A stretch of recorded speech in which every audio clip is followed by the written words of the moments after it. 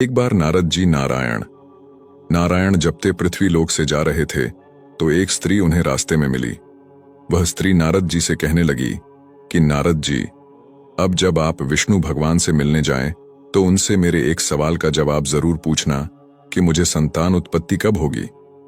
नारद जी विष्णु के बैकुंठ धाम पहुंचे तो भगवान विष्णु को प्रणाम कर उस स्त्री द्वारा पूछे गए सवाल का जवाब प्रभु से मांगने लगे। भगवान विष्णु कहने लगे कि नारद जी, उस स्त्री के भाग्य में औलाद का सुख नहीं है। नारद जी ने उस स्त्री को जाकर भगवान विष्णु का उत्तर बता दिया। यह सुनकर स्त्री विलाप करने लगी। नारद जी चुपचाप अपने लोक चले गए। एक दिन उस स्त्री के गांव में एक संत जी आए। उन्होंने उस औरत से खाने के लिए भोजन मांगा।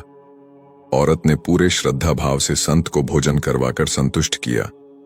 संत जी ने उसे नेक संतान उत्पत्ति का आशीर्वाद दिया और चले गए।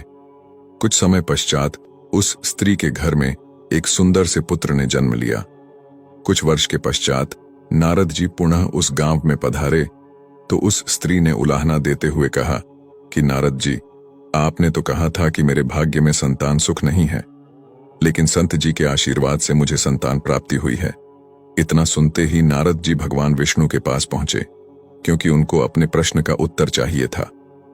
नारद जी कहने लगे कि प्रभु, आपने तो कहा था कि उस स्त्री के भाग्य में संतान उत्पत्ति नहीं है, तो फिर क्या उस संत का आशीर्वाद आपसे भी बड़ा कैसे हो सकता है। भगवान विष्णु उस समय कुछ नहीं बोले और कहने लगे कि नारद जी, इस प्रश्न का उत्तर मैं आपको बाद में दूंगा।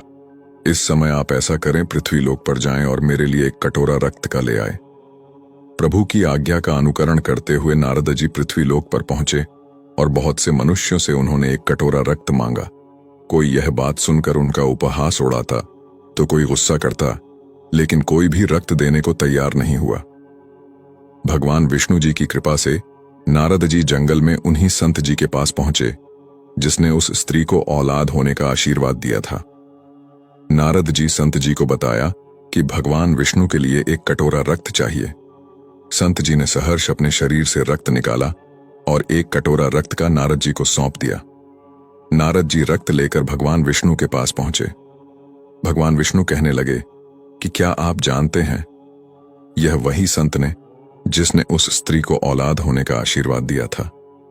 भगवान विष्णु मुस्कुराते हुए कहने लगे कि नारद जी, जिस संत ने आपके मांगने पर अपने शरीर का रक्त निसंकोच मेरे लिए दे दिया, मैं उस संत के आशीर्वाद को पूरा करने के लिए उस स्त्री को औलाद कैसे न देता।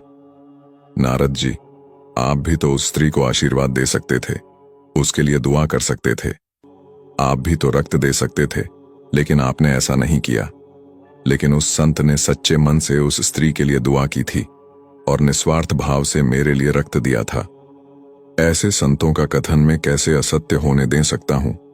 इंसान का भाग्य उसके प्रारब्ध से निर्मित होता है, लेकिन सत्कर्म और संत का आशीर्वाद भी मनुष्य के भाग्य को जरूर प्रभावित करते हैं।